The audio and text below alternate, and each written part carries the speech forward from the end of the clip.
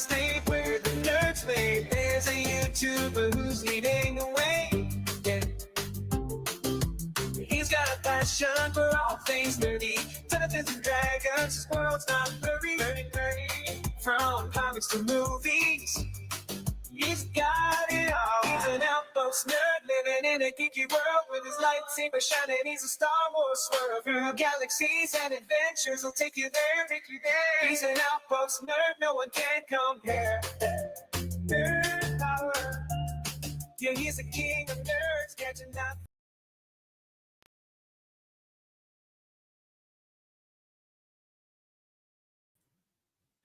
Good evening, my nerd geeks and dweebs, and welcome to another transmission from the Outpost Nerd. I am the nerd of the Outpost, and I hope everyone is having a good evening. So, some news came out the other day. We'll be talking about a little bit of it. About the next Fallout game, and we know a little bit so far. So, I was gonna talk and share what I hope it is, what a little bit of like past. Snob, what's up? What's up, Snob? Thanks for being here. So, just a little update, week's been kind of slow, a little rough, had about 6 or 7 job interviews past week. 5 of them in the school system and 1 for an office job. Thanks for coming, dude. And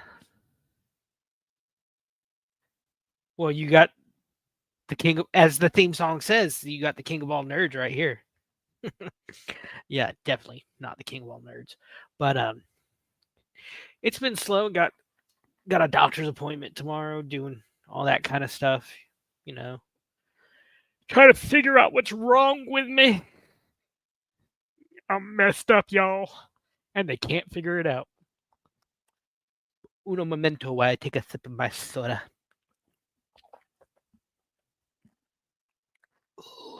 Ooh, that's a little flat. Just open a can of Diet Coke and taste flat. Diet Coke should have that bite that's like, but so it's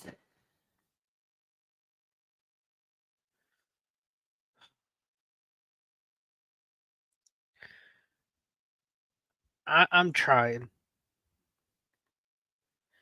and it's a slow process. It's been raining every day for like the past 2 months down here, and I can feel it in my knee. My knee is killing me. So let me bring this up. Share screen. So this is from Fandom Fire, written by Scott. Thank you, Scott. Talking about Fallout 5 and everything we know so far. We're gonna read this, and then I'll share what I hope it is, because I think I remember reading that what I'm going to be talking about, that what I hope it is, was planned for a little bit back in the past, and I think it was a Fallout 3 expansion, but then they went north to Maine instead of south. So it was announced it's actually happening. New speculation has surrounded Fallout 5, and it's now reportedly in production. So we're probably knowing the time frame for the production of the past games. We're probably looking at a 2030, 2035 release date. And hopefully with not as many glitches as the rollout was for 76.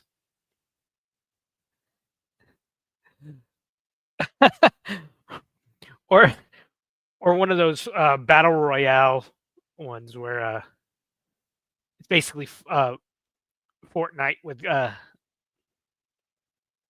with Fallout skins. That would piss so many people off. It's given fan hope that the long wait for the next chapter in Bathsheba's I always have post-apocalyptic series may finally be moving forward while Fisher's official details remain. God, I hope not. There is a mobile game called Fallout Shelter that I enjoy. You know, you're basically it's one of those room building, base building games where uh, y there's tons of them, all skinned differently. And this one you collect Fallout characters, and you're the overseer of a vault. And you can go out into different places. You have characters um, that you can get, like Lucy and the ghoul. I think I saw recently the ghoul's added, which the ghoul is one of my favorite characters ever. Just his story, his he's just such a fascinating character to see what the wasteland looks like from a person who lived in pre-war, uh, pre-nuclear war America. It's so cool. So, behind the scenes, what we know. A short one-page plan, basically an early concept outline has been created. This shows the idea in motion, even it's still in the early stages. Todd Howard and the sheet.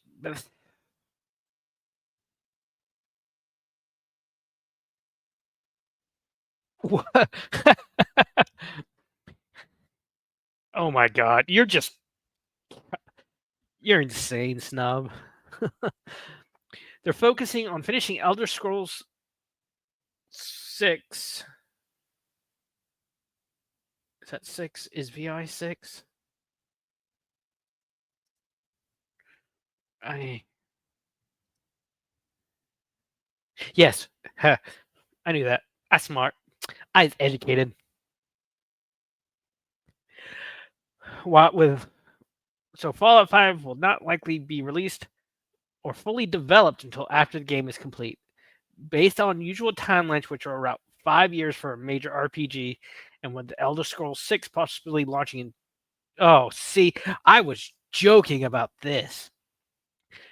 Fallout 6 could arrive in 2030. Oh, God almighty. Fallout, where could it take place? Fallout 5 is expected to stay set in the United States, keeping the series themes of American history and culture. Fans have guessed about a New Orleans location based on a past trademark, but nothing has been confirmed. Will Beth, oh God, will they make it themselves? It's not clear if the game studio will fully develop Fallout 5 since they are already busy with other big games. Another studio could help or even take the lead. I hope that's not. I hope it won't be crap like when 343 um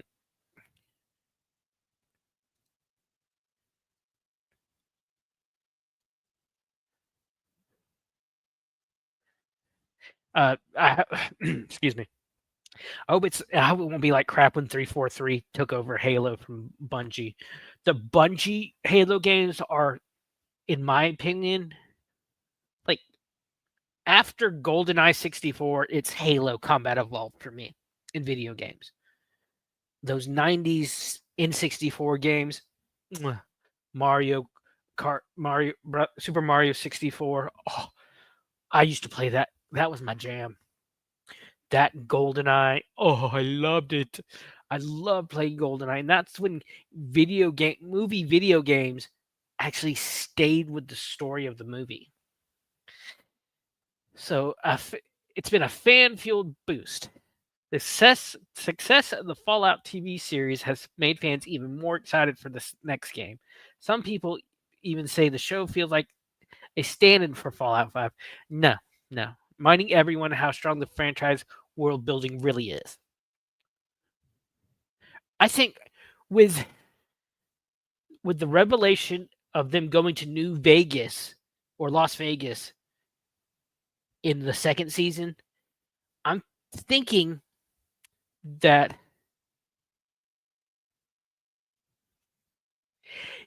I think yeah, I think you're right, Snob. Halo 4 was good after that. Things went downhill. I think Halo 4 still had a lot of budget, but yeah, I think it was during I think it was that was the Halo 4 development was during the transition to 343. Um but Halo 2 to me was the best one other than the Arbiter or missions. I mean, don't get me wrong, I liked seeing kind of like more of the Covenant's point of view, but yeah, you could have had it be like an add-on or downloadable content. You didn't need the Arbiter missions. Casting rumors. Here's essentially for Vault Dude. Ella Purnell might not appear in Fallout 5. However, there are rumors suggesting that she could still be involved as a voice character. Yeah, I completely agree with that. I think with the Forge aspect of Halo 4 and just the ability to make these insane levels, it was awesome. Halo 4 really focused more on the multiplayer, and that kind of Ella Purnell. I really liked her as Lucy, and I think it'll be if they couldn't have Lucy in the game. I think um, it would be hard to explain the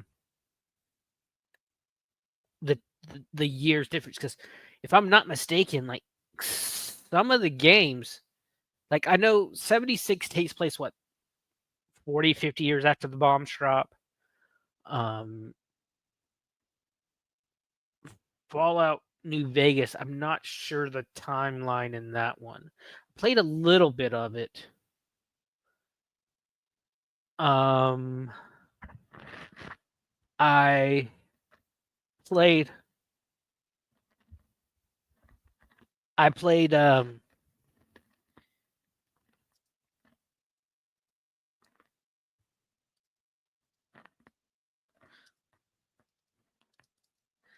I played Fallout 3. Oh, a crap ton. As I did with Halo 4. I explored that Commonwealth to like the nth degree without even touching the um the uh the story basically.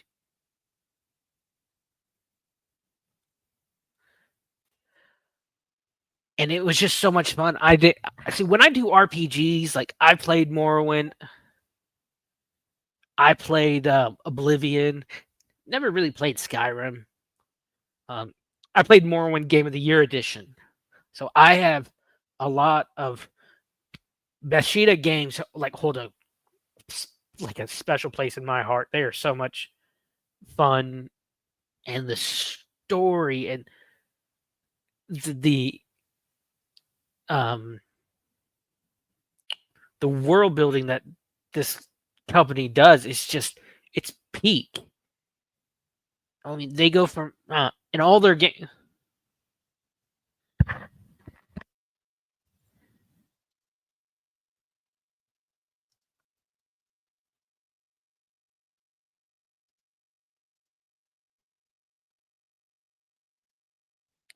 One second, one second, one second.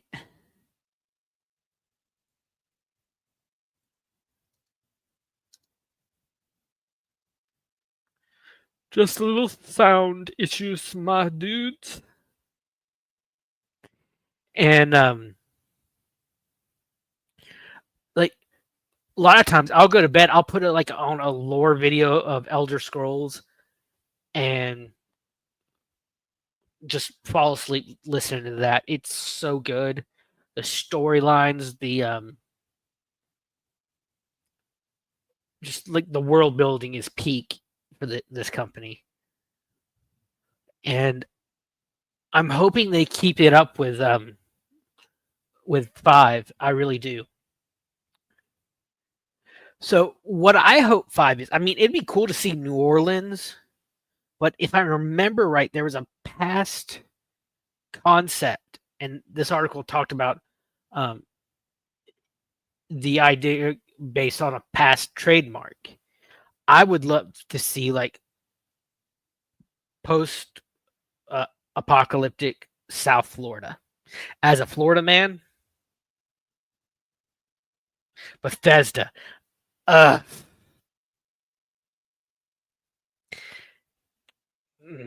yeah, you're right. Thank you, Snob. Thank you, appreciate it. But there was ideas like what would the irradiated um Everglades be like? Maybe how like have death claws instead of based off iguanas like regular death claws that we've seen in the games. Maybe like gator death claws. That'd be so badass. Or and be like there are tons of military bases too, and tons of places reasons to have vaults. Um, in Florida. Let me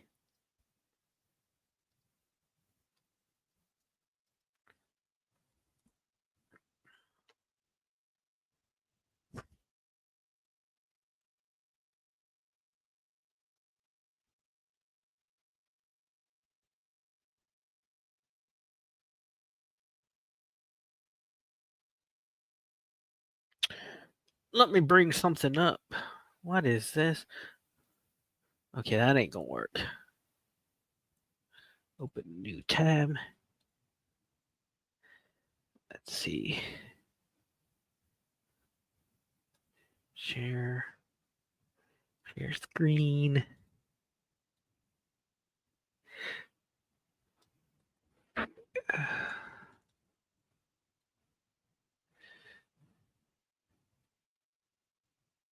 See here we have a map of all the known, all the known um vaults. One in Canada. What the F? See, I would love to see. Okay, it seems like okay, this is cool. It has the known vaults in like red, or maybe the ones that we know of.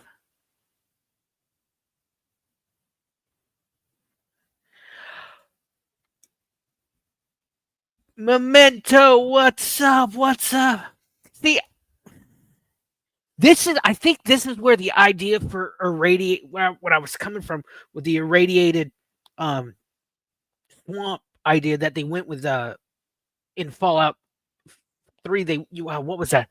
When you go up to Maine and you have all the cultish stuff. I think that's where the idea was originally going to be put to go south, and then they went north. Amen to it. Thanks for coming, my dude. So, like Utah, we got all these out west that we know about, and I'm guessing the blue are unknown vaults, and the green are vaults we know about currently still in use. So we have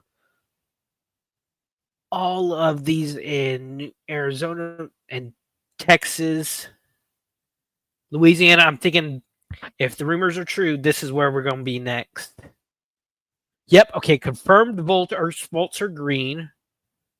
Oh, so unconfirmed vaults are yellow.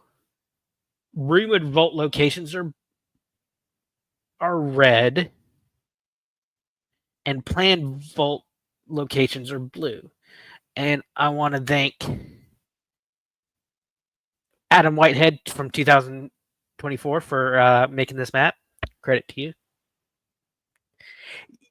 You know what? That's right. Canada was part of America at this point. By the time the vault started coming around, so this was all America because remember they annexed in the annexed Canada, so they would be near, so they could have a direct line to Canada, to Alaska during the war with China. See, let's see.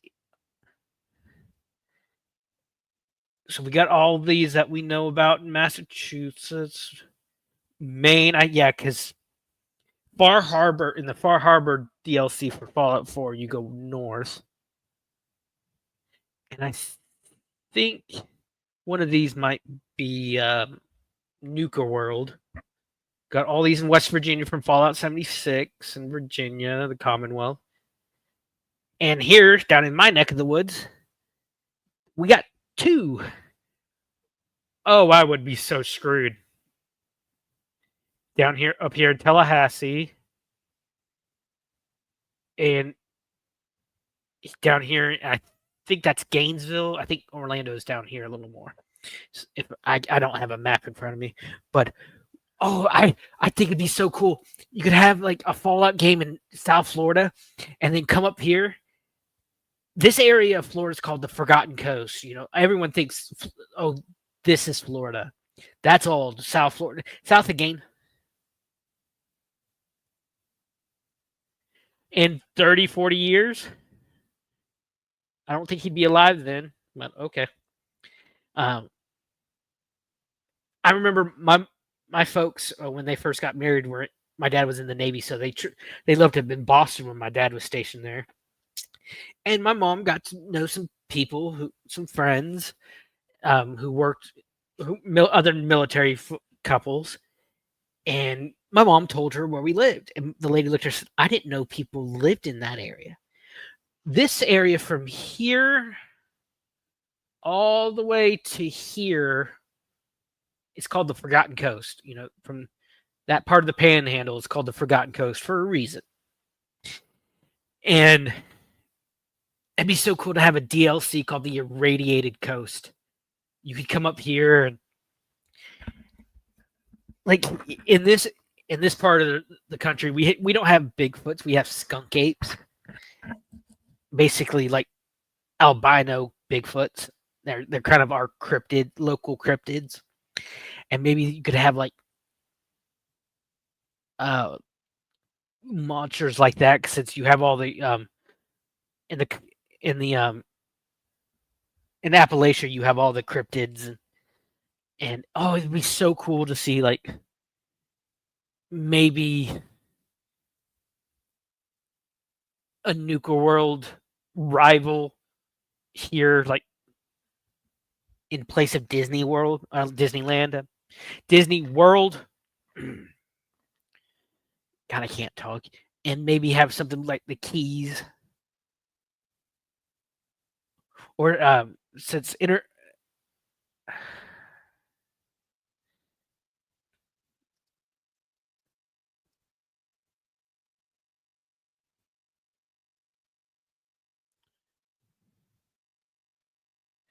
and maybe have like a DLC where you could like build your own vehicle and travel down Interstate 1 along the coast. That would be so cool. But let's see, what other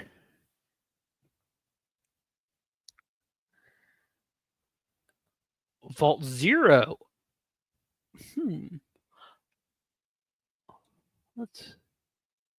That'd be interesting.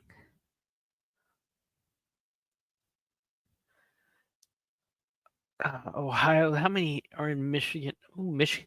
Ooh, the Upper Peninsula of Michigan is screwed. I love seeing people's ideas of where they could go with all this stuff. So that is cool. I mean, I'm hoping with the rollout of, I think it can be universally agreed upon that the rollout of Fallout 76 was a disaster. Bethesda made a lot of lofty promises that for about a year after the game, I think they failed. A lot of merchandising promises that were were made that was not kept. I remember one specifically. The You were supposed to get a high-end canvas bag when you ordered like pre-ordered a special edition of the game, or maybe pre-ordered just the game, and it came. You got a power armor helmet, and it was supposed to come in this high-end canvas, almost parachute, like military material. And Bethesda bitched out. They went the way of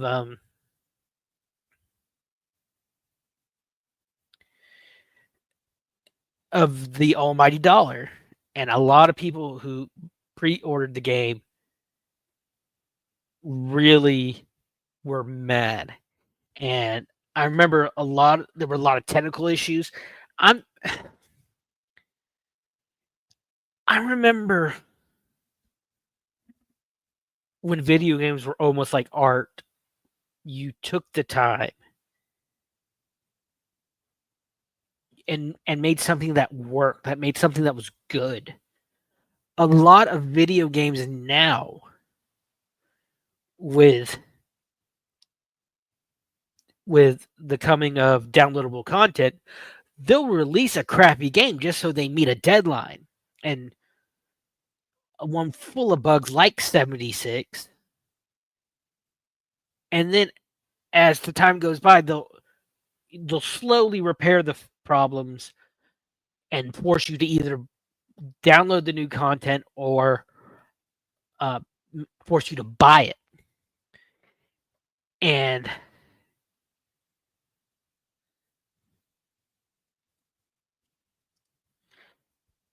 it's almost like we don't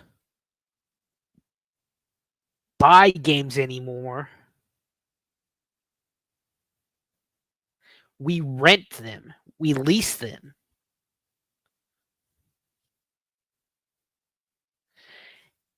And it's like how, like, with Nintendo Switch 2,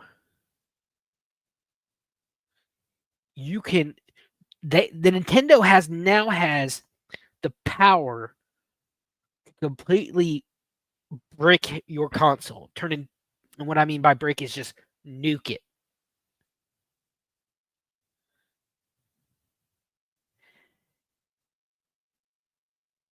And it's meant, they monitor like your use of third party material. And if they realize it, they will just shut down your Switch too. But from what I've read and from what I've heard people speak about, if you don't put it in on the charger the right way, they could mistake that for it not being in the correct type of charger, the Nintendo official charger, and they can nuke it that way. This is why I miss hard copies. I miss tangible discs. I know I'm aging myself. And I miss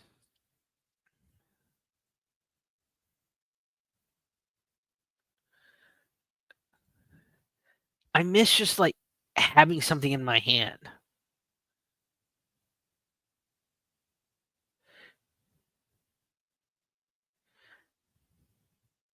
I miss See, I live out in the country, so if I had to download a game, it'd take me 8 or 9 hours at least living out where I do.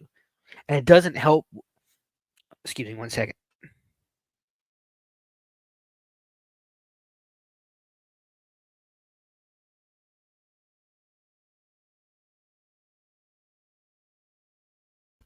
Oh, I hate sneezing. It's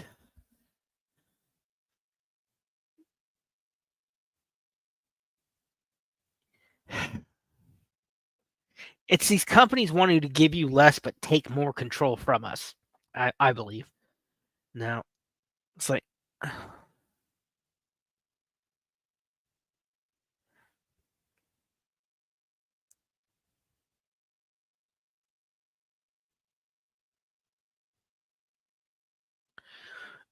I remember being sorry, I was reading something. I remember LAN parties, getting together at your friend's house on a Sunday or Saturday, mm, getting together with a bunch of your friends on a Friday night and not leaving till Sunday morning, and just playing, eating pizza, junk food, drinking sodas, and just that social gathering that social media and the internet has really taken away from us. So, and I remember having to worry about screen sniping.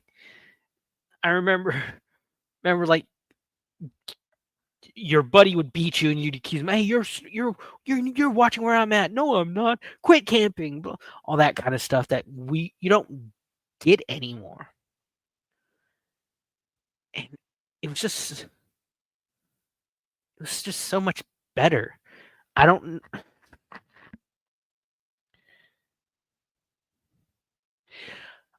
I miss I'd sound like an old man. I miss this from back in my day. You damn kids and your Wi-Fi and your Call of Duty. But it was I miss the connections.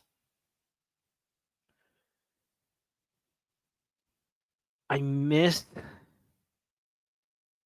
going over to my friend's house and just being able to say, "Hey, you remember when this happened?" I miss making memories.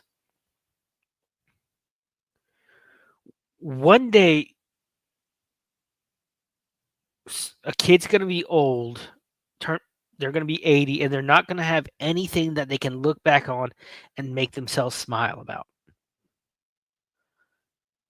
And I think that's part of the problem with this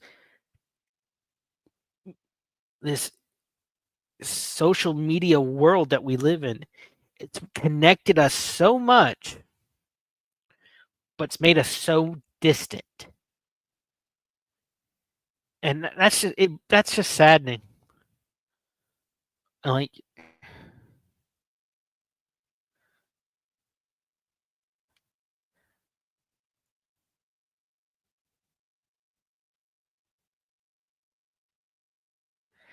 I miss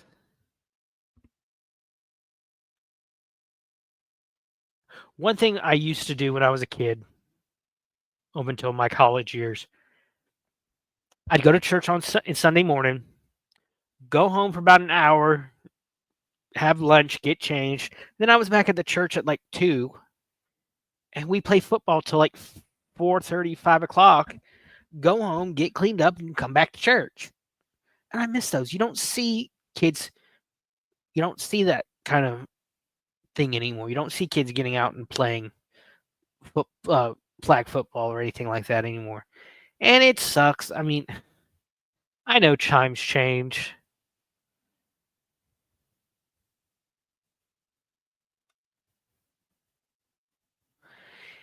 and it's sad.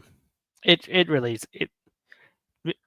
I've been thinking a lot about my time as a kid because my niece just started middle school um, Monday, and she likes it. Other than the fact that they put her in band, and she hates it. She does not want to play an instrument. And I'm thinking, girl, I would have. I loved band when I was a kid. I was a band nerd from. Still am. 37 years old, turning 38 next month, and I'm still a band nerd. What I want to do is when I can get some money saved up. I felt, ow, just knocked my computer. Oh, snob, it was. And I remember in high school, on away games, you got to miss so many classes. I've told this before. I don't know if you've been in chat when I've told this before. I was part of loading crew. It was loading crew's job on away games to make sure all the equipment was loaded, all the instruments were on the bus or in the trailer, ready to go. The You were in the wrong band class because I had homework every night because I was made to practice at least 30, 45 minutes a night. And I hated it. I was like my niece. I hated practicing. Loved performing, hated practicing. And deter- well, being on loading crew, um, it was determined how many classes I got to miss, determined by how far our away games were, how far long with the trip. Because sometimes we'd leave at like 10. If we had 2 hours away, we'd leave at like 12, 1 o'clock. So I had to be in the band room at like 9:30, 10 o'clock, um, making sure everything was loaded up. And it got to the point where if I could see someone's attitude and say and figure out what instrument they played. It's like for me, drummers, they had this arrogant asshole attitude, and my best friend uh, is a drummer. So what does that say about me? The low brass, we were stupid, we were goofy, we'd mess around in the very back because we were almost in the very back of the classroom. So we would mess around. We played this little game where you'd dead leg somebody and say pass it on, and you try to keep quiet. My very first D&D game I ever played. Huh.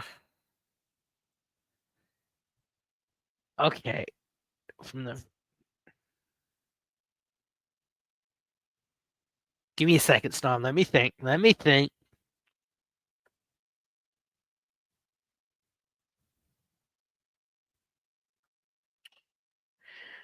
Having never seen your face, this is going to be a little hard.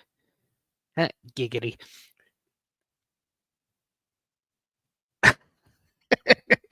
I made myself chuckle with that slip of the tongue. Um, but I've talked to you a lot, so I would say either drums or high brass, maybe trumpet, or if I had to go woodwind, maybe saxophone. Am I right?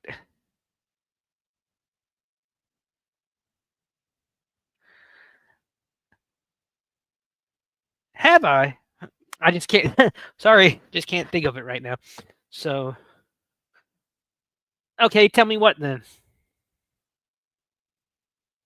Well, you got to realize I've been out of band coming up 20 years now. Next year is my 20th year reunion. Cannot wait. It's gonna be so much fun seeing my friends. Okay, what is it, Snob? Don't tell me clarinet. Don't tell me clarinet.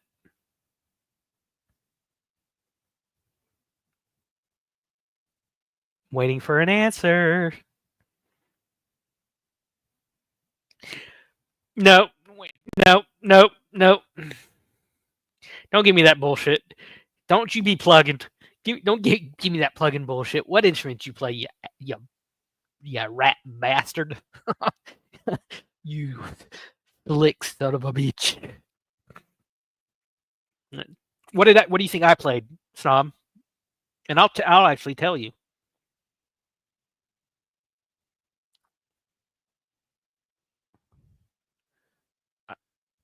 Hmm? I will. I've already said it's low brass, and so I've kind of already given you a hint more than you've given me. So what do you think I played?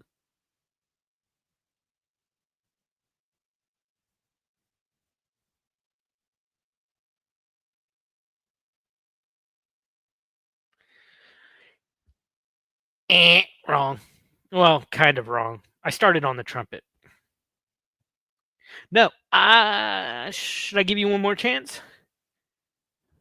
Come on, there are three people in here, and Snob's the only one talking. Who? What do y'all think?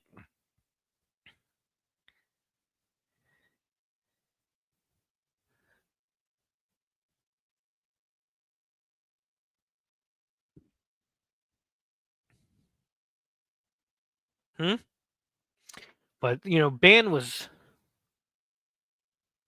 it was my outlet. I am not a tromboner. Nope. One more chance. I played baritone. I played the baritone and the euphonium. Started on trumpet, but my 8th grade year, my band was like, "Your lips are too big for the trumpet. I think you'll get a better sound if you move to the baritone." And I played that for the next 6 years. What am I doing? And had to give it up when I left. When I graduated, because I could not afford $2,000-3,000 for my own horn. And it was funny. This past fall, they had my high school had their 100th year anniversary, and so for that homecoming, they invited all band alumni to come with the band and march. And first time in 20 years, I picked up a baritone, and I started playing it, and I'm like, I started getting, I'm out of breath. I'm like, and I had a friend, my friend Big Boy, we called him. He was playing a bass drum. He was a drummer, and he played bass drum, and I'm like, excuse you, we were.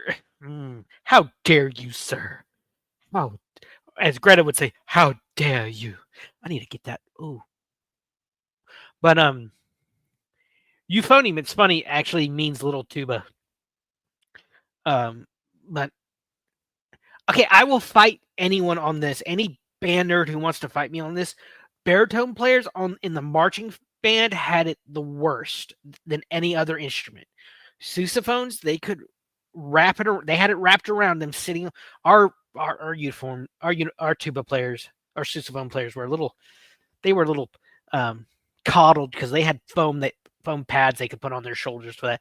Drummers had the big brace that they could put on. Me, I had to carry 20 pound euphonium, like look like a trumpet, but 5 times as bigger. And our band director, as punishment, if we messed up or were talking or not doing what he told us to do, he'd make us do arm circles. And I couldn't put my horn. I made one time. I made the mistake of laying my horn down at my feet on the bell, and it flipped over in earshot of my band director, and he got so pissy with me. He's like, "Don't you ever put it on the ground again." I'm like, "Yes, sir. Yes, sir. Yes, sir. You that is not your horn. You are borrowing it from me." I'm like, "Yes, sir. Yes, sir. Sir, yes, sir." And but when we had to do arm circles or graduation or homecoming, homecoming was or graduation, no, and homecoming, they were the most awful times on the field because you had to stand there playing for 20, 30 minutes of all the club chosen ones of the clubs were brought out on the field. But I remember my freshman year, we had our band club homecoming candidate. He got our homecoming king candidate got to the final. He was in the final 4. It was him, his twin brother, who was a football player, and 2 other clubs. And I think his brother got homecoming king over him. I wonder whatever happened to him. I need to.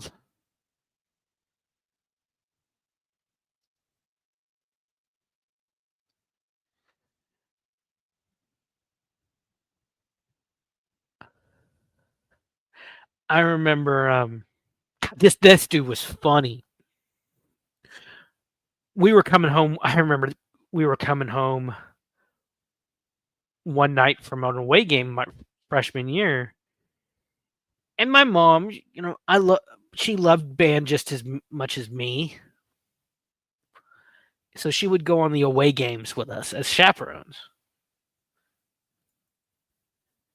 and she would always sit. She'd always sit up at the front because she'd get motion sickness. and she would always be on the other bus that opposite me because she wanted me to. She didn't want to hover over me, which I was immensely grateful for. But this guy, one night, it's like probably 1 or 2 in the morning. We're on the going down the interstate going home, and my mom's sitting there in her chair, and all of a sudden she hears from behind, from a few feet behind her, him say, "Tampons." She looked, mom confusingly looked, turned around, and says, "Tampons? What are you doing talking about tampons, dude?" And he looks at my mom, dead serious look on her face. He's like, "Well, ma'am, I have 3 sisters, and in the bathroom, I got to have something to read." And my mom was like, "Fair enough, fair enough." And it was those moments, those fun moments. I had more fun on the buses than I actually did at the games. And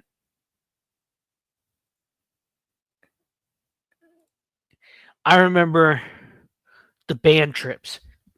Oh, the band trips were so much fun. My first one was to Williamsburg, Virginia, and our assistant band director, young guy, he was doing his internship with us that year, and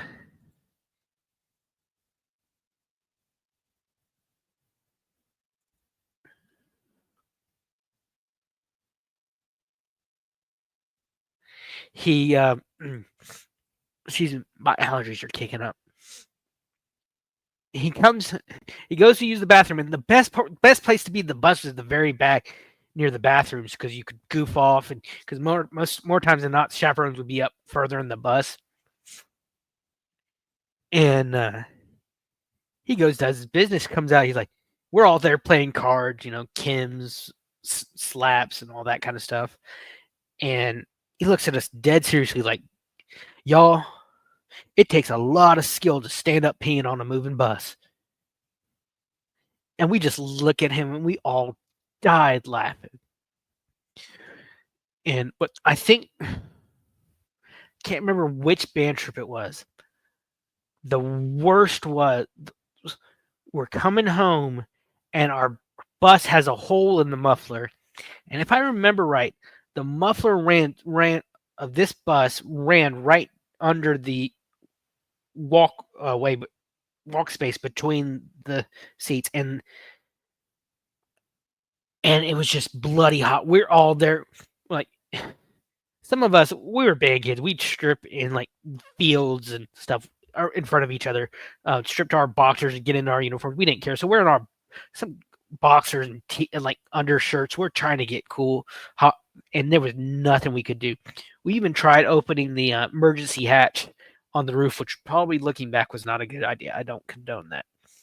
But you go up to the front of the bus and it's ice cold. And I remember one year marching in the parade, Christmas parade, and it was like icy wind conditions, and the start of our parade route was on the bay. It was at the marina on the bay where our city hall used to be, and it was maybe 2 or 3 miles, a 2 or 3 mile parade route, and we just marched from the marina down to the school. No big deal. But I was sitting there, and you always had to keep, trying to keep I was shivering, and I'm blowing into my instrument, my baritone. God, if Shelly was here, she'd be having a field day with these slip of the tongues. And I go to put my horn down, and the mouthpiece comes out, and it's stuck to my lips. It's so cold. And I had to go run into the into City Hall, which they had opened, and put some water on it. I was like the kid from A Christmas Story, licking the licking the pole, but it was my mouthpiece for my instrument. God, I miss those days. I'm trying to get back into music a little more. What I was saying earlier before I got sidetracked with my squirreled. My friend, who's a big guitar player, he's been in bands. He's been in punk band. He does punk rock. not my cup of tea, but this guy has like an encyclopedia. He knows everything, encyclopedic knowledge of this. And I want to get like 100. I found one for like $120 little guitar, little starter guitar, and it comes with like the picks and then this little amp, maybe about the size of a bread box.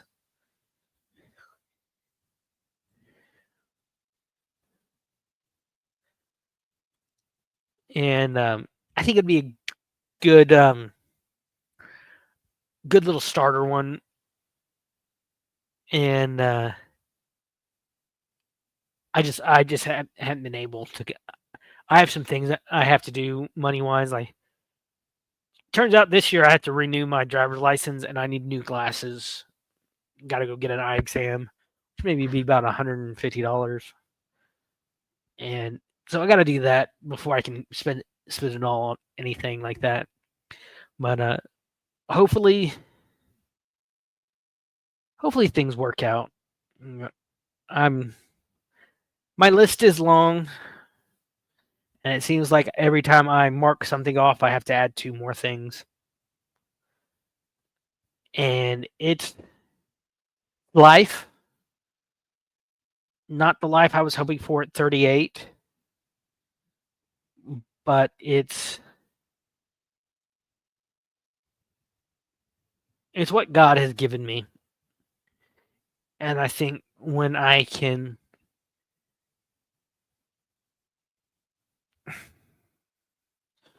get to a place I feel comfortable with, he'll give me a good testimony, you know. But it is what it is, you know. 95% of it's my own fault. You'll never hear me say anything like that. Otherwise,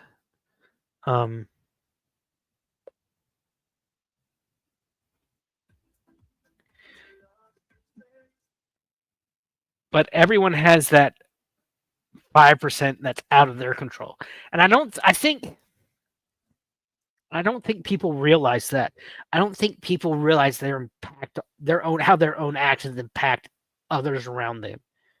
They just see what other people's reaction to them are, and then they act indignant. It's as if certain people aren't allowed to have their feelings. We have to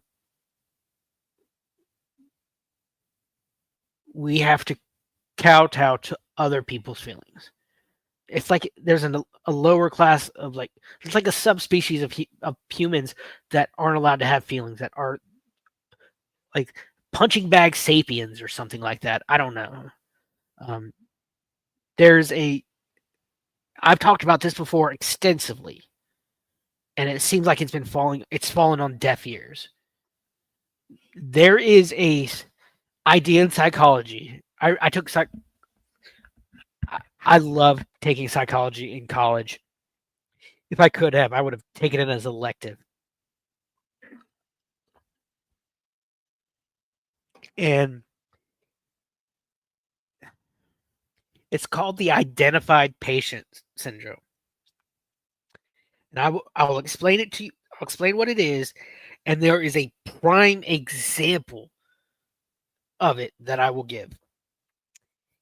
In a family unit or in a social unit, I'm such a child sometimes. There is a person who they are the lightning rod for everyone's aggression. They are the scapegoat almost. If something goes wrong, they're blamed. Their feelings are never taken into consideration.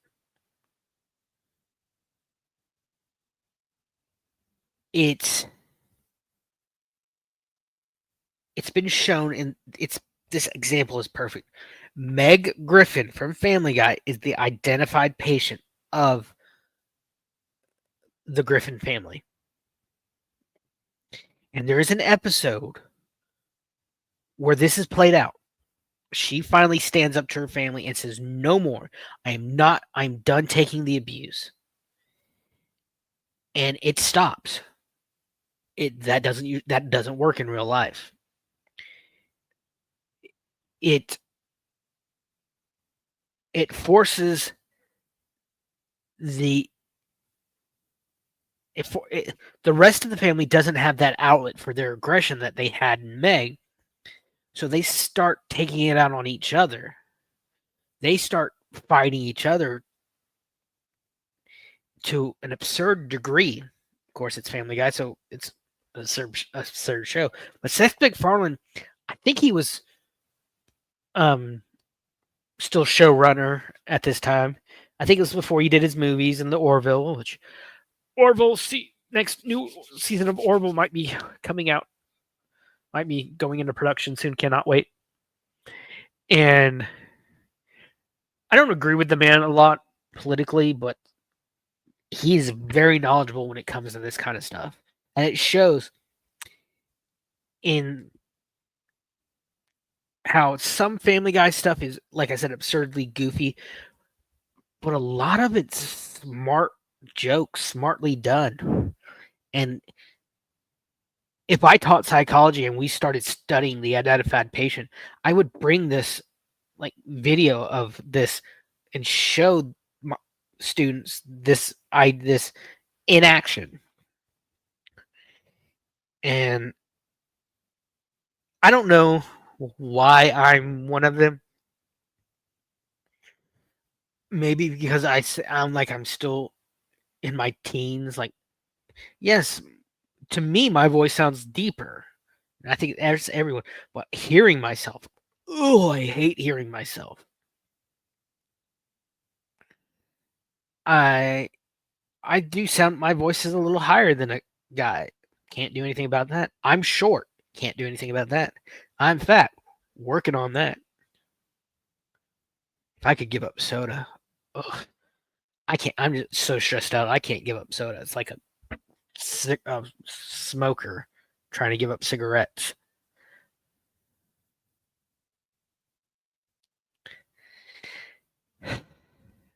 I heard someone say just pretend it's someone else, and it's like ugh. It's harder to say. Easier said than done. And I've studied. I had a music teacher.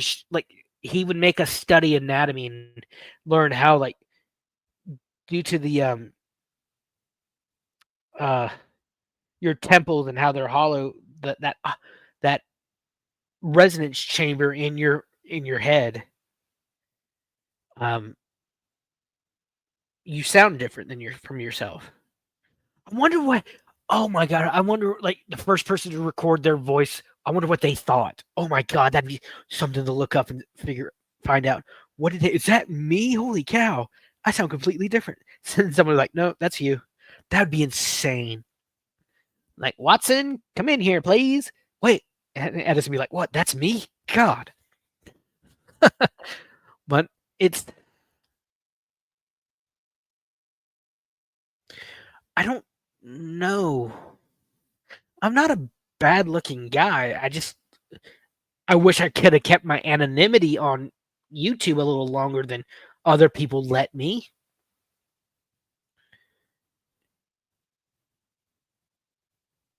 And it's I have a lot of people that have wanted to see me fail. And I learned that firsthand when I went 2019, 2020, I went to university a couple hours from home. It was the only one I could afford to go to. I was able to go to the audition because my best friend, who was living there as a student at the university, she let me crash on her couch. So it saved me from having to get up super early, driving 3 hours, and then going to an audition groggy. So I was able to go a few days before, crash onto her couch, tour, meet the staff, tour the facilities.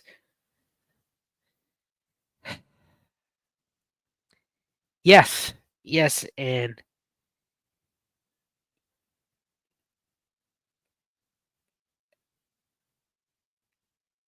they've used it in face swap um, clips that are funny, but I would have liked.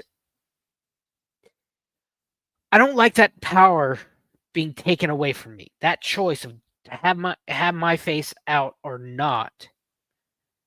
You know what? I just realized I have the wrong avatar. That's I have a.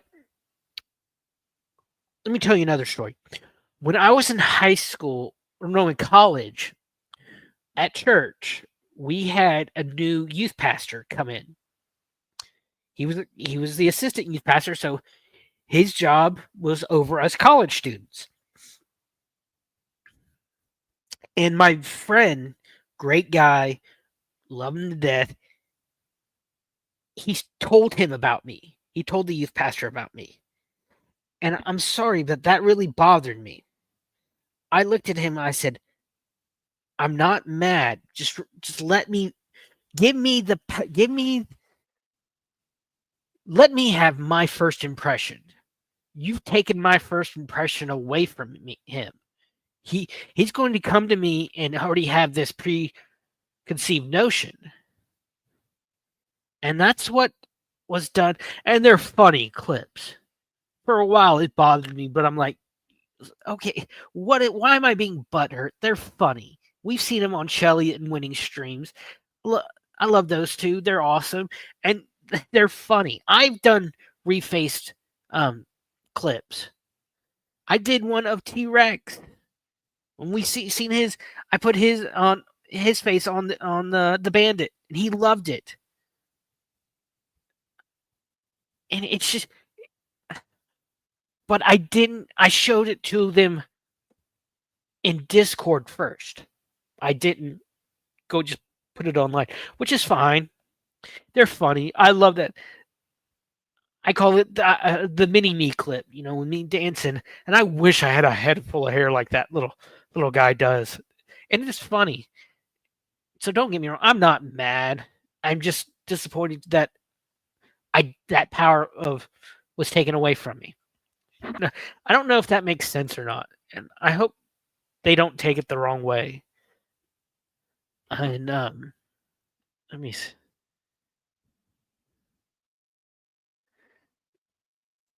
um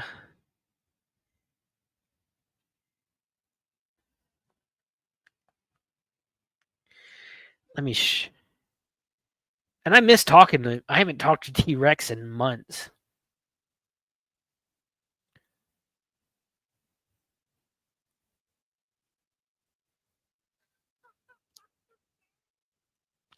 Now tell me that's not funny. That's cool. Yeah, they don't bother me anymore. They did for a little while, and I let them know. But it is what it is, and they're funny. They're well done. And I mean, I showed that to Rex, and he replied, he's like, "Dude, I love that." And let me. This one came out a little wonky because I think it's the position of the face, but and it might have been the the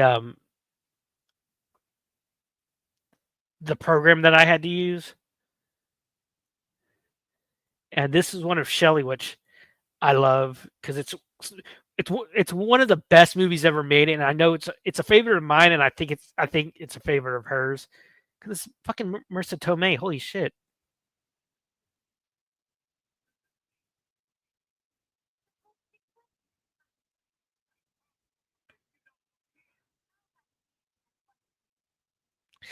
And it's kind of creepy that the eyes don't blink. But I actually worked with a guy. I worked a summer at a call center, and I worked at a guy in who he was an IT guy, I think, or he might have been actually security. He was one of the guards in My Cousin Vinny when Vinny goes and uh, visits Ralph Macchio in in jail. I'm like, that's so cool just to be part of that. Um, but the the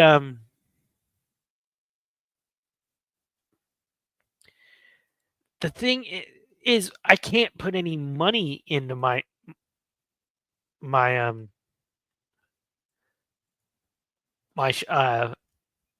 stream. I'm gonna let that run. It's hard. Most of my money that I earned last year from working in the school had to go to car repairs. You know, it's like you need the car to get to work, and you need the work job to get the money, but then the money goes into the car, and it's just this vicious cycle. And it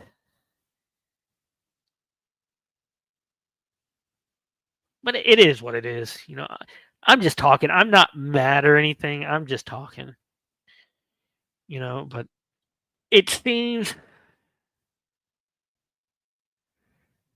it seems to me that those that wanted to hurt people that we dealt with a couple of years ago, they won. They've been allowed to win. It's like I have one that I made of Shelly that she did not like.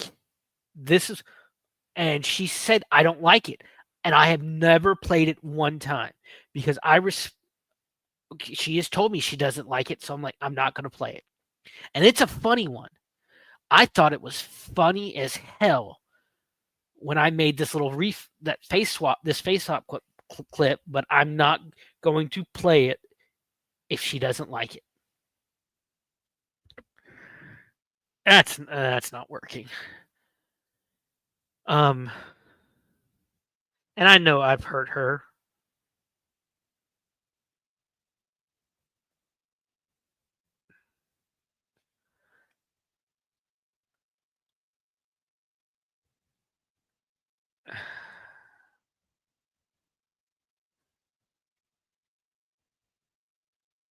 There was one clip that Winning wanted to do was it was from BJ and the Bear.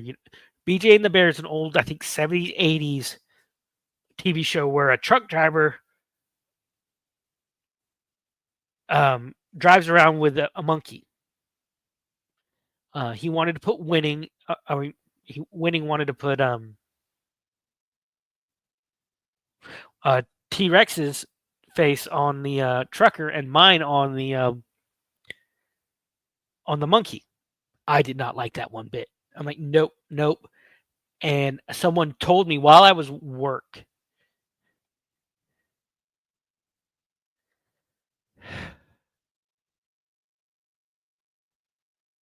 Shelly's one of the greats. She is, and I think sometimes she forget how great she is. I love classic TV shows, Snob. I grew up watching Nick at Night. I loved old TV shows.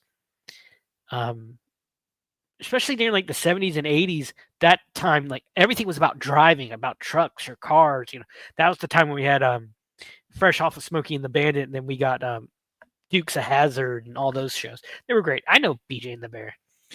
But I think you're Shelley is one of the greats, and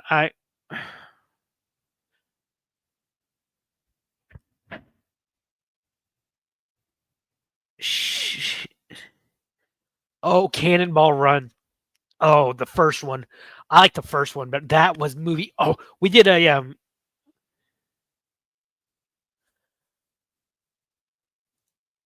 the car. No, is I maybe.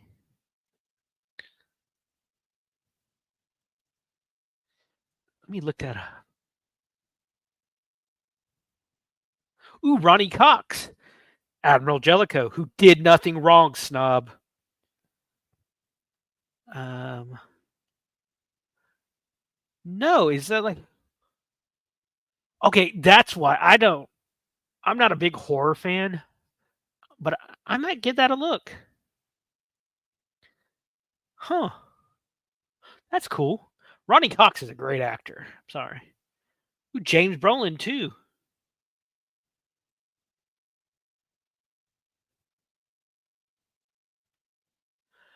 Oh, I'm looking up the Wikipedia and it said it's a supernatural horror. Was it the 77 film? That's what I've looked up.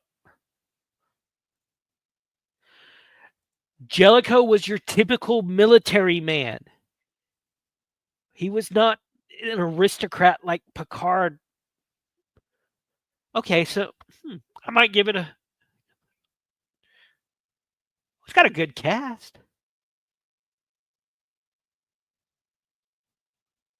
Oh, cool. I'll add that to the. I've seen Christine.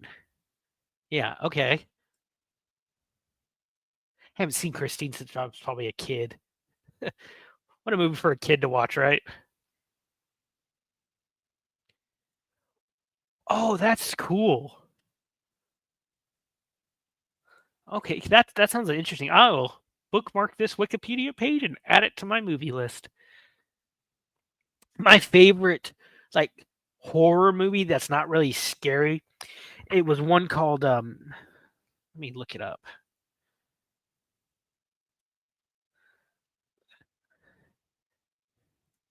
From 2003 called Darkness Falls. It's basically like a demonic witch will come and kidnap you and kill you as a kid if you have your baby teeth, any of your baby teeth in. It's like a demonic tooth fairy. Excuse you, snob. It's pronounced Satine. Yeah, and I will tell you why I loved it. It was my sophomore year, and I was dating this girl. We were in band, and I was dating this girl, and we were watching it on the way home from an away game. I'm going back to band, of course, and she was petrified of it. She every time that something scary would happen, she grab a hold of me and just like put her face into my shoulder. I'm like, hey, this movie's awesome. But oh, they did a Dark Horse comic about on Darkness Falls. I might have to look that up. That's cool. But she did that as she hated bridges. She was scared of bridges. Excuse you, I was a band nerd, and you know what? American Pie did not get band nerds to. They were not off by much, except in American Pie 2. That never happened. Nope. You don't do that.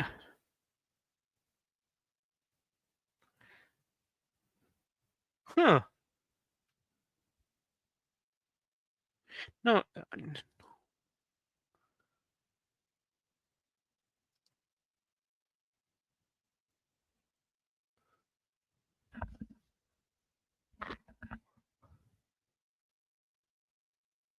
Huh. Another one to add to the list. 13, dude, you're just adding. I'm not going to have any time to do anything with all these movies you keep telling me about.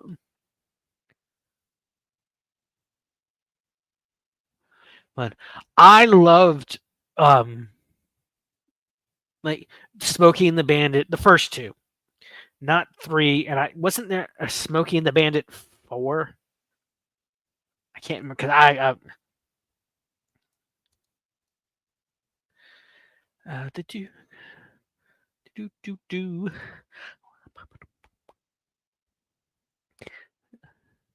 Nope, just three. I loved Smokey the Bandit. Um, Jackie Gleason as Buford T. Justice is so funny. It's one of the greatest comedic roles ever done, in my opinion. You some bitch. That's just funny. And Jerry Rita Snowman, Eastbound and Down is one of my favorite songs ever. I can listen to that on repeat. Just that awesome guitar riff in the middle. I want to get when I get my guitar, I want to learn it so bad. Um, the Dukes of Hazzard, Daisy Duke. Oh my God, Daisy Duke. Catherine Bach was. Oh, she was so hot. And Snob Shadow might know a lot about Smokey since it's like big in the CB culture, I guess, maybe. But I loved just the fast cars, Pretty Women, and sticking it to the system that we saw in the Dukes of Hazzard. The movies, the two movies they've done are dog shit. It's Dukes in name only. I'm sorry, Johnny Knoxville and Stifler have no business.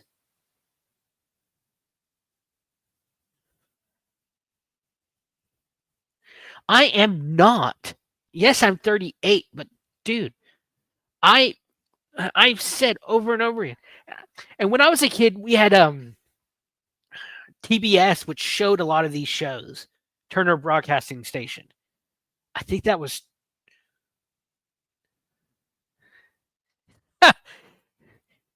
Damn, you're old. I'm kidding. I'm kidding. But yeah, I'm only used to watch the Duke Boys in Spanish. Oh, bet Catherine Bach sounded hot in Spanish. I bet Daisy was hot in Spanish. Sorry. I did not know that. Wow. It's like one thing I loved about the Dukes, Uncle Jesse was one of my favorite characters. And I think and Tom Schneider, when he went and played Jonathan Kent in Smallville, he was asked about his character, and he said he took a lot of that down home father figure role from Uncle Jesse. I liked the reunion movie and Hazard and Hollywood. They tried in the '90s to I guess bring back Dukes of Hazzard, so they made these two TV movies. And who couldn't love Roscoe P. Colton? So funny. And Boss Hogg, he was Sorrel Brooks, a genius war hero. That man spoke like 10 languages, and he did so much for the war effort. And Denver Pyle was Uncle Jesse. God. And but John Schneider, I loved how he kind of was able through Jonathan Kent to. Yes, Enos, the oldest, strongest virgin in Hazard County, almost got married to Daisy in the reunion movie. And Coy and Vance, when John Schneider and Tom Wopat left due to contract issues, and they bought Coy and Vance in. I think it was a no-win situation for those actors. And it's a shame. Okay, and Waylon Jennings as the balladeer. Come on, that just some good old boys, never meaning no harm. Beats all you ever saw. Been in trouble with the law since the day they was born. Love that song. It's one of the best opening theme songs. And of course, Ben Jones, Cooter himself, crazy Cooter coming at you. And I loved how in the reunion movie, Cooter actually becomes a senator or a congressman. I can't remember which, because Ben Jones was in DC and lost re-election to Newt Gingrich back in the '90s. But I loved. I loved you didn't have to worry about like cussing and all that. No. Oh, that was proven with the movies. Everything has to be like they've tried. They've done I want to say 2 straight to DVD movie, or they did the movie with, like I said, Johnny Knoxville and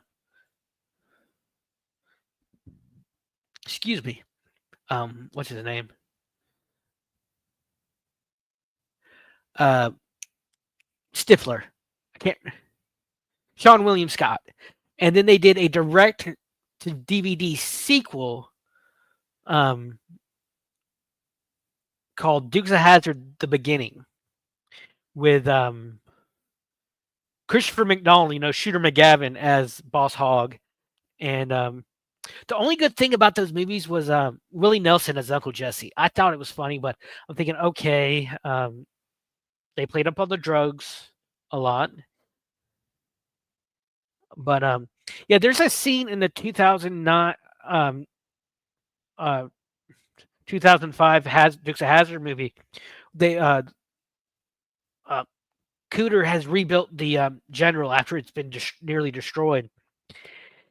And he didn't tell the guys that they put a Confederate flag on it, on top of it. And they're going down the interstate. They're stuck in interstate traffic in Atlanta, which, oh my God, you go through Atlanta, the traffic, it is an utter nightmare. And they're getting like cussed at, getting stuff thrown at them. And they not knowing why. And then they stick their heads out the window, look on top, and they see why it's the Confederate flag. It was, a few years later, we had all that crazy stuff with the Confederate flag and shit like that. But Ben Jones actually said in 2005 when the movie came out, this is not Dukes of Hazzard. If you're a Dukes of Hazzard fan, do not see this movie. And Jessica Simpson, this is when she was trying to be an actress. She made a hot Daisy Duke, but it's no. Let's see who else. Burt Reynolds in the movie. Burt Reynolds was Boss Hogg. That's right.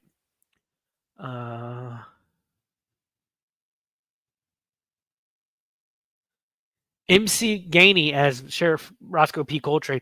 MC Gainey's a great actor. We've seen him in a lot. Let me see what he was in. He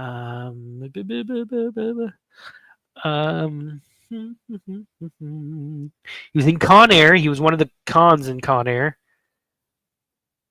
He was the bouncer in Terminator 3.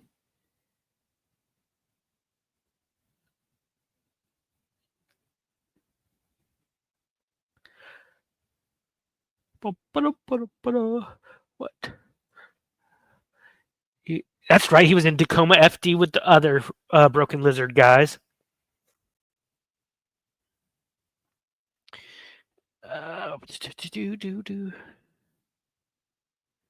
Girl Meets World. I remember him in that.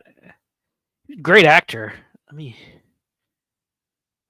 bring up a picture. You see him, you'll know who he is. This was about 15 years ago, though. But great actor. Really like him. He's funny. He plays like rough guys, but with a heart of gold. And there was, but the movie was not Dukes of Hazzard.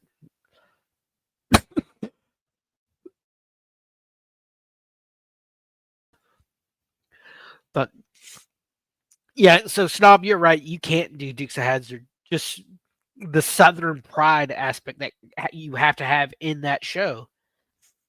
It's not popular today. If you're proud to be a Southerner, you're called racist. You're like called a Confederate and all that bullshit. But to me, it's like from the 70s to the 90s, that was great TV or movies. And I think Camelot says it's right. You don't see boobs anymore in movies like you did in the 90s and 80s and 90s. It was just good, old-fashioned, beat 'em up, fun. You didn't leave the movie theater thinking, oh, that point of view that they made in the movie was really good. I need to look that up. No, you left pumped. You left, I can take on the world. Like, we've gone, the Demolition Man has come true, guys. We live in this. us this pampered world of woke, extreme stuff that if you don't agree with them, you're ostracized to the sewers.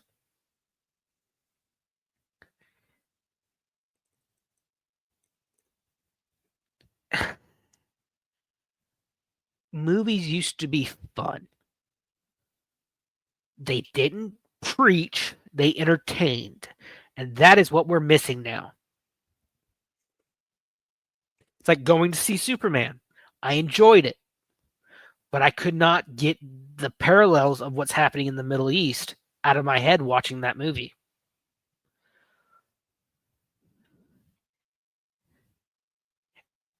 And you don't even know if they're guys or girls, snob. It's like the Vikings. I think it was the Vikings.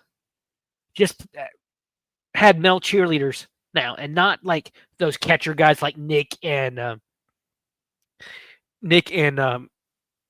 was back when he was in college. These are like professional. The head of the Vikings cheerleaders is a dude.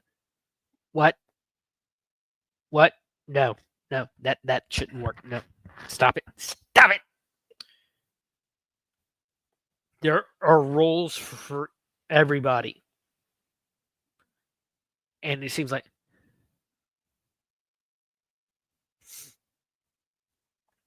yeah, they were cheesy, they were goofy, they were like cringy, but that was half the fun. It's like my mom religiously watches Hallmark movies, and they're all so formulaic. They follow the same plot line. Speaking of plot lines, here's a thing I noticed. The Amazing Spider-Man, the first Andrew Garfield Spider-Man movie, is the same plot as the Teenage Mutant Ninja Turtles movie. Let me see which one.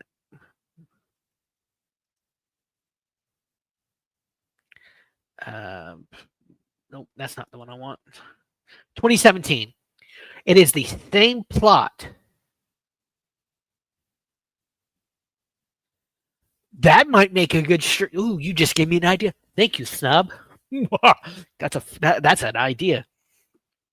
But the 2017, no, 2016. Wait.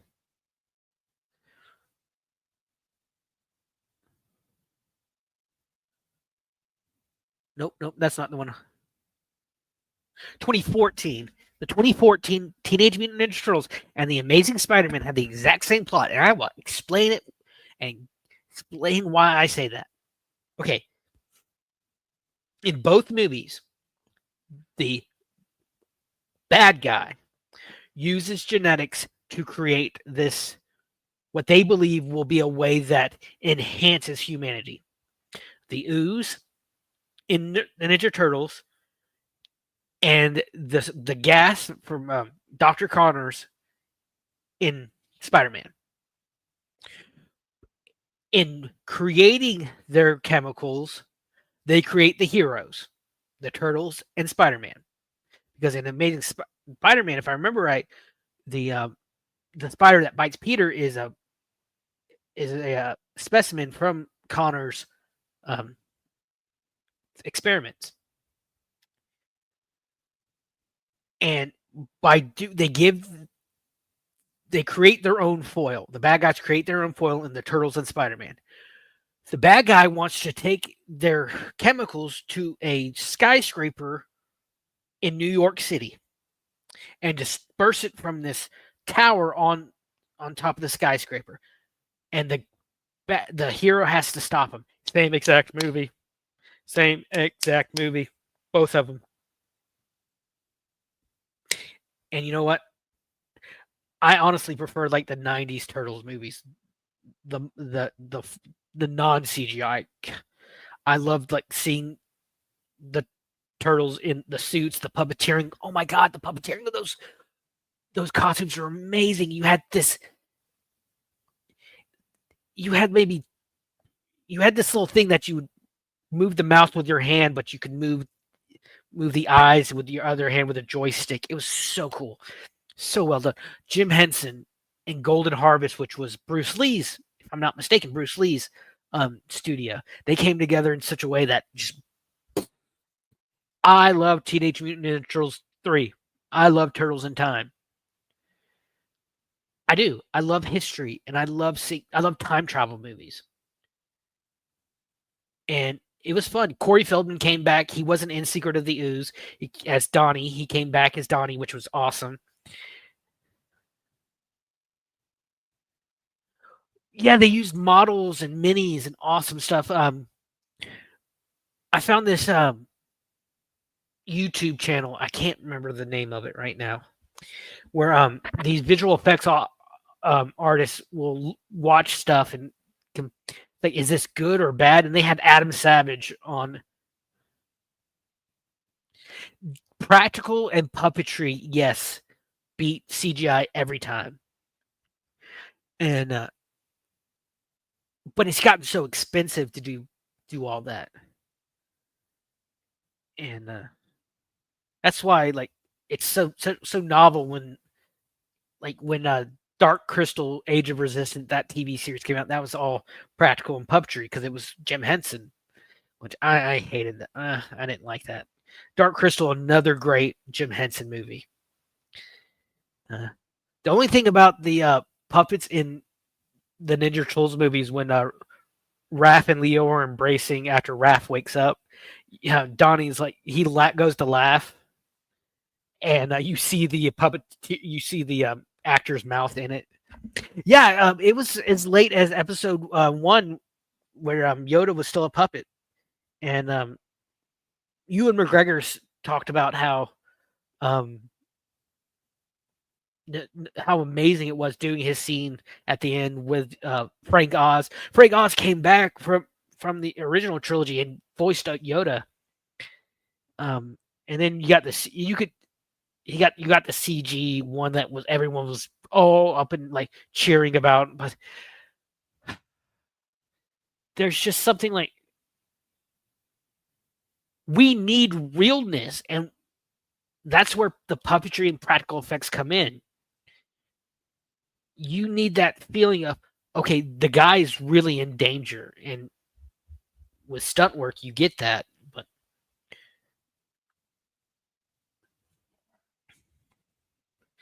it did. And it's so funny in Lego Marvel, you can actually unlock Lou Ferrigno's Hulk, and when he hulks out, he grabs a spray paint can of green spray paint and rips his shirt off and spray paints himself green. Um,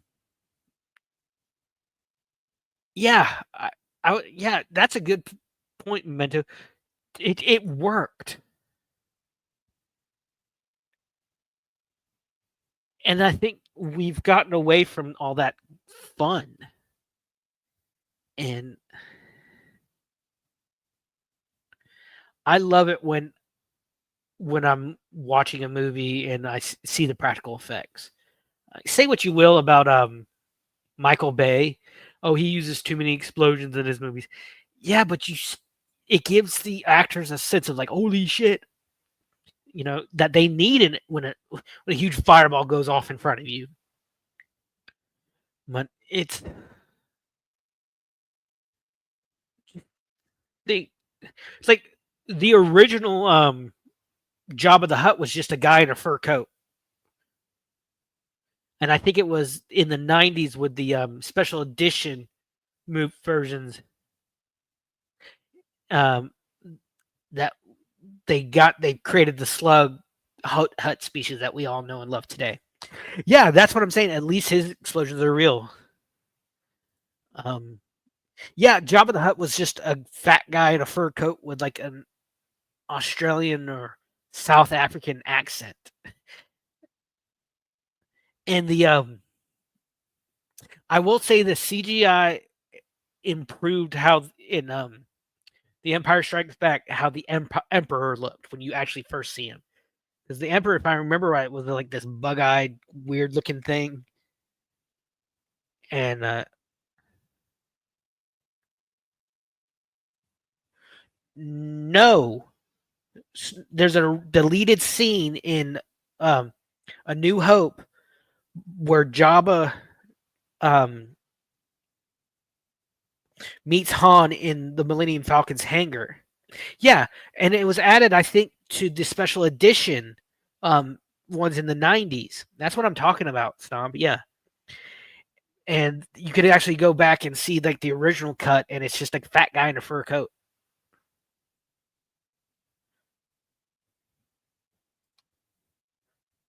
Wait, so in the original Return of the Jedi cut was he the Slug then?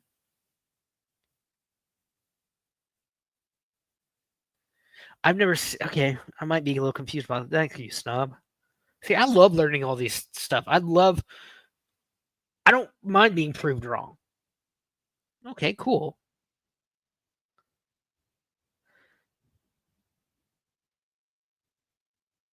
Oh, okay. Oh, I did not know that. I've never seen like the original cut of the original movies. The ones I grew up on were the digitally remastered ones in the '90s. So okay, cool. My dad, I remember took me to see Return of the Jedi and the Clone Wars or Attack of the Clone, and some great moments I had with him as a kid. And then like when the last two seasons of Mandalorian were out, every Wednesday night when it come out, new episode would come out on Disney Plus. Um, Me, my dad, and my niece. Yeah, I think it was just updated graphics or CGI. Like, I think they kind of probably enhanced the what's it, the resolution and stuff. I don't know for sure. I haven't watched them in a long time. But we would see, me, my niece, and my dad, her grandfather, would sit there and watch the latest episode of Mandalorian. It was just special moments that we had. We can look back from years. Okay, cool, cool. I'm tired of desert planets. I want to see like a world, like a rainforest world. I'd love to actually see Kashyyyk, like the setting of a Star Wars movie, Kashyyyk, and not just passing like in Revenge of the Sith. But we just don't get. It's not movies are not art anymore. It's not about art anymore. It's about money. That's all it is now, and it's sad, you know. And I miss it. I miss the art aspect of it. So, you know, thank you for being here. You know, I'm looking forward being nearly 50 probably when the fucking Fallout 5 comes out. Holy crap on a casket.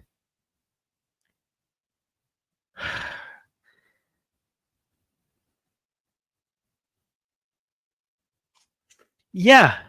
Yeah. In my opinion, and I think a lot of people agree with this, the the sequels of Star Wars. Yeah, and I would love to say that I see maybe more of the Moon of Endor, where locations, not CGI crap. Because on Kashyyyk, didn't they only create like a few Wookiee costumes and basically just CGI'd them all over the battlefield? So I miss the art of it. And in my opinion, the the sequel series are just remakes of the original trilogy. You got the desert, the chosen one on the desert planet in the first one. You got in the second one, the good guys lose, and then in the third one, you fight the Emperor. it's and instead of taking the expanded universe and making it canon, they gave us that crap. So that's my feelings. That's what's been going on. Thank you all. Appreciate Memento Snob, everyone who's popped in. Thanks for coming in. Next Wednesday, I will be on with Snob.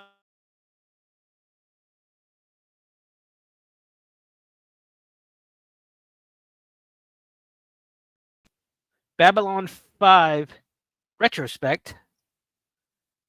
And let me see.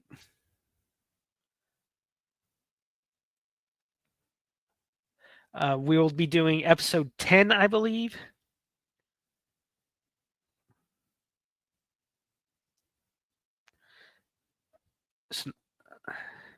Yeah, Grow Pros. Yep, episode 10. I feel the same way about that Jaden Smith Karate Kid movie. That movie does not exist. I just watched Karate Kid Legends a few days ago, and I really enjoyed it. I liked how they did not ignore the originals, and Daniel comes in, and it really did good on highlighting the differences between karate and kung fu. So, and Jackie Chan and Ralph Macchio sparring was awesome, and it also threw in some boxing, like New York no holds barred boxing, and it was a good movie. I give it like a 7-8 out of 10. Ming Na Wen, who played on The Mandalorian and Agents of Shield, she was in it too. She was the mom. It's awesome. So thank you again for all coming here. Again, I will be catch me next week on Sci-Fi Snob channel where we'll be doing a Babylon 5 remake of season 2, episode 10. Grow pros, go whatever. And remember what I say. Find your passion and nerd out about it. I'm the Outpost nerd. Love y'all. I'm gone.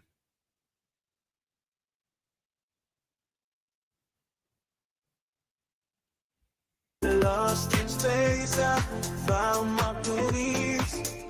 In this outpost of silence, tonight way. Binary code run through my veins. With every beat and beat, I feel no pain. Signing off, it's time to go. Goodbye, my nerdy friends. See you later. I know through the stars we've shared this ride, but now.